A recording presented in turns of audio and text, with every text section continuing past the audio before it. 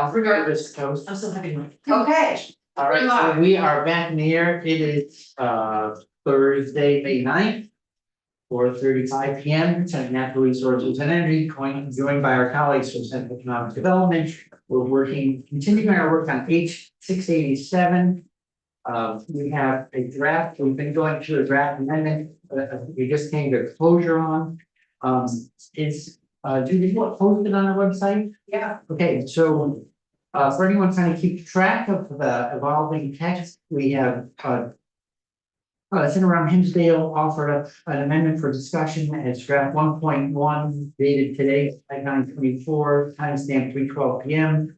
And we got the yes all the way around on that with a couple of small language changes, so we'll see that tomorrow. We're gonna meet at 9 AM tomorrow. We want to go back to remind people. This was the first proposal of language. If other people had something, tomorrow morning at 9 is kind of the last chance for putting something new on the table or proposing to reinstall old language that we have, whatever it is. We should aim to closing down the single amendment, at tomorrow morning's meeting. We never got to the sections that Mr. Gray drafted. Thank you for coming. Sorry that we had you sitting here for an hour before, only had to come back. Sorry. It was the right choice. and we hope it gave you a little calm. So 4 is yours. If you could walk us through the sections you drafted. Sure, so I will be referencing draft 5.1 if that's okay. I know that you guys were talking about another Yeah, amendment that got it. but just if we're talking about underlying language. You can either look to the section by section that you received this morning or that 5.1. I will call out both references so you will know depending on whatever your preference is. So I'm talking about the 26th instance of amendment. This is sections 94 through 96. These are eviction prevention initiatives. So this is just a set of 3 appropriations for 3 programs that were established in Act 47. So this is 400,000 to CBOEO's rental housing stabilization services program, 1.025 million to Vermont Legal Aid for the tenant representation pilot program, and 2.5 million to the Vermont State Housing Authority for the rent arrears assistance fund. These 3 sets of appropriations were contained in H 829 originally. And again, these are just supporting programs that have been built out in Act 47 and are tied to the revenue generation of the other pieces of the bill that I'm sure we've been talking about other points today. The next. Yes, and they cover CBOEO because they are CBOEO, it doesn't just mean that they only serve That's correct. that area, they serve, We try to make that work. yes. That's right. The next instance of amendment is the 27th instance of amendment, and this is sections 102 through 105. These are flood risk disclosure related pieces. He's on page 24 of draft 5.1, which you got it. Thank you. But it's also in the section by section, the summary. I space. And maybe. As well. We can just get the findings. Yes, There's only, What do you think, please? there's a lot of finances here. Yes. 7, You know, 4, right? Oh, and then range. there's 2, 4. Okay. So it's, Okay. Sorry. And I apologize, I think I didn't say John Gray, the Office of Legislative Counsel, that's who I am. So, flood risk disclosure, this is the modifications, as the draft passed the Senate, there were a set of flood risk disclosure contained, so I'm going to call out what the differences for these sections are. Section 102, and if you're in 5.1, that's page 24, is disclosure of flood risk disclosure for conveyance of real estate. What the Senate passed was disclosure purely of if there was a requirement that flood insurance be maintained, and basically that would be the same thing as a disclosure whether or not that property is in the 100-year floodplain, which is the special hazard flood area. The proposal that you see here, or what passed from the House, this is section 102, is to increase that flood risk disclosure to, in addition to contemplating that 100-year floodplain, the 500-year floodplain. Whether there was flood damage during the seller's possession, like I wrote passion here. Okay, what? Section by section. Seller's passion. That's, you know, What line are you on? no, it's not in the bill, it's in the section. Oh, in the Some sellers, Bring the seller's passion. some, He wrote it during Holy Week. some, and whether the seller. And whether the seller maintains floodation. So 4 disclosures required under this section as opposed to the one related to whether or not there is a requirement for flooding. And I'll just say, I generally made peace with this, the reason that we didn't include all 4 of those is most states just require that the disclosure that you have to carry flood insurance. And after all of these weather events, it was really hard for us to say what someone would need to disclose in terms of flood damage or alluvial activity, you know, like. Is it their backyard? Is it the front of their house? Is it their basement? So we were, I mean, like, I'm just raising that because there's more flood impacted people in this committee as well. We just felt like you could be setting up the seller for a lot of liability. If you require things that aren't as objective. But the language as it is does have. Well, we didn't include the language they put back in that essentially House General wanted that.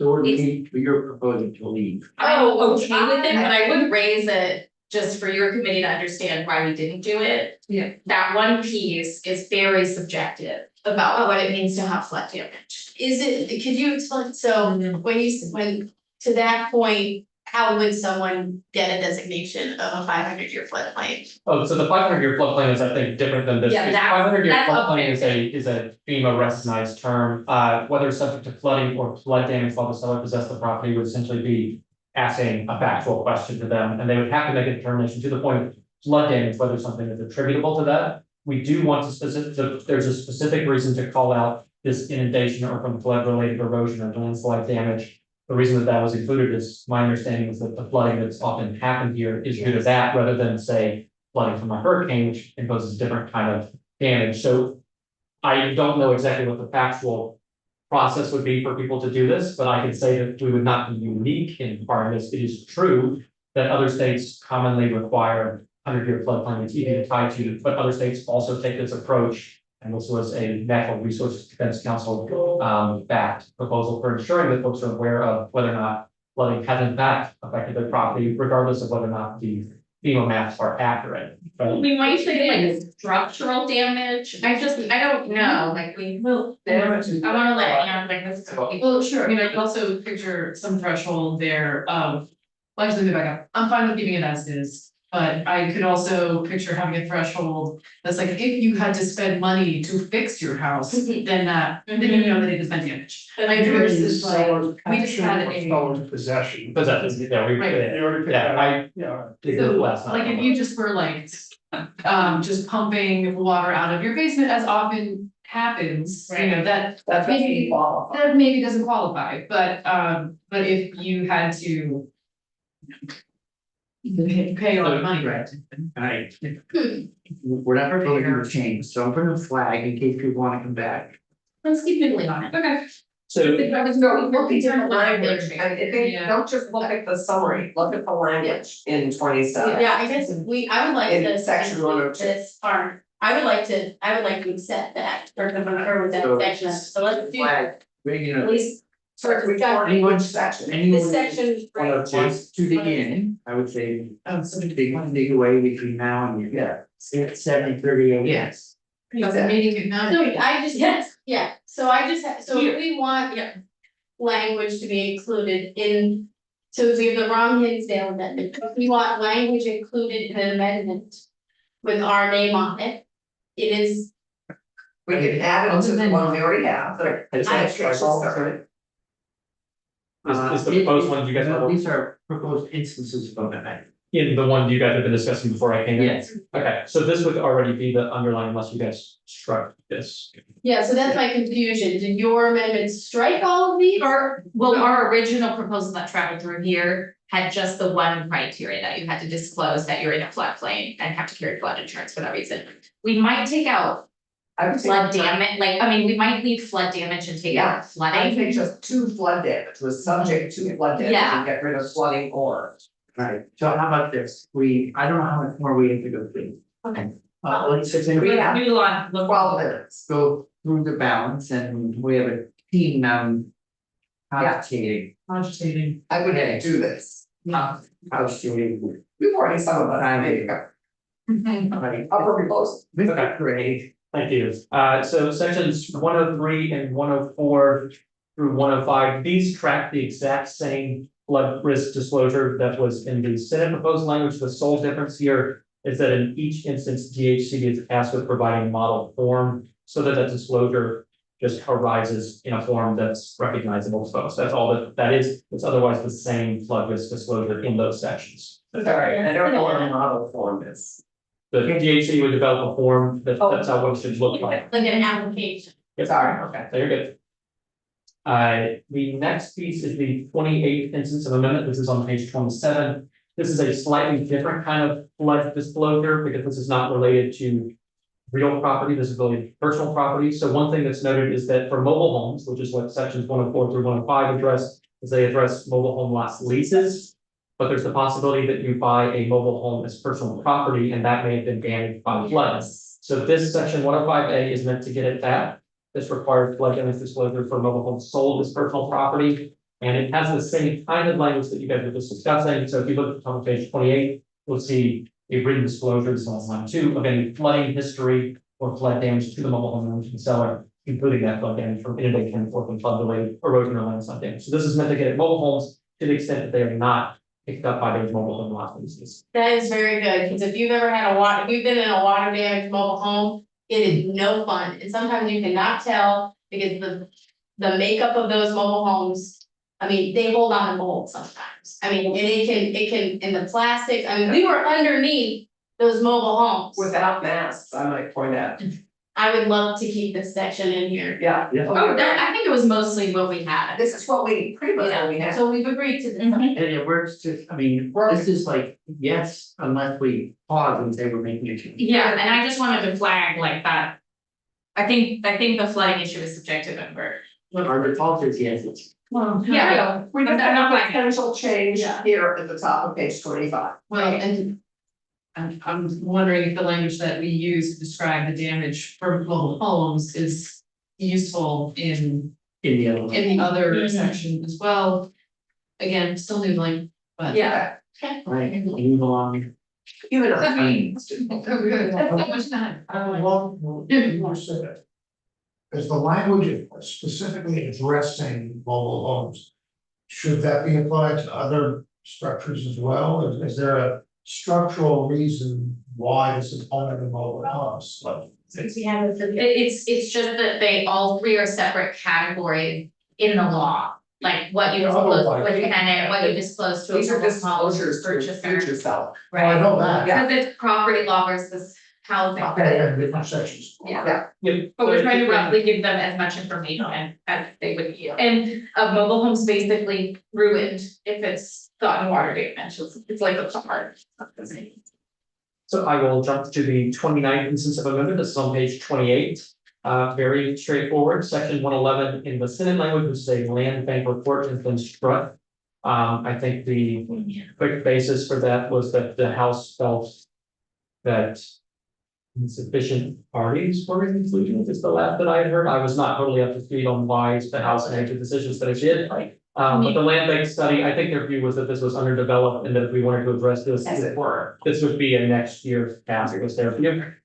I mean, basically, the flooded areas wanna do this, like you have someone like Jake Hemrick, who is a mayor of a place that needs to know where they can get people FEMA trailers or to higher ground. Well, a number of our towns are We put- interested right, in we put our a say safe in. land. I mean, we could, I like making peace with everything, but DHCD work on it, they wanna be tasked. I like the, We could also address it next year if it's, but Okay. I also It's a good post-flood thing to do, for it's our example, topic. I'd be interested I in know, probably yeah. creating a land bank for properties that were not in the. We had nowhere to put FEMA trailers.